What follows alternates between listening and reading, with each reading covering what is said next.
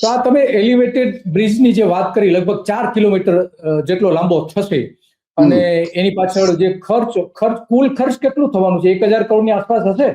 એટલા થવાના સાહેબ, પરંતુ એમાં એક હજી એટલો ખર્ચ થશે, પરંતુ એમાં એક વસ્તુ હજી કન્ફર્મ નથી થતી કે કારણ કે રોડની પહોળાઈ એટલી બધી છે નહીં કે જેથી એલિવેટેડ સ્પ્લિટ કોરિડોર તૈયાર થઈ શકે. અને બીજું નીચેથી BRTS ની બસો પસાર થાય છે, તેનો કોરિડોર છે. એટલે આ બધું એનું જે ફિઝિબિલિટી હજી 6 મહિનાથી પ્રયત્ન થઈ રહ્યા છે, પરંતુ હજી ફિઝિબિલિટી બેસતી નથી.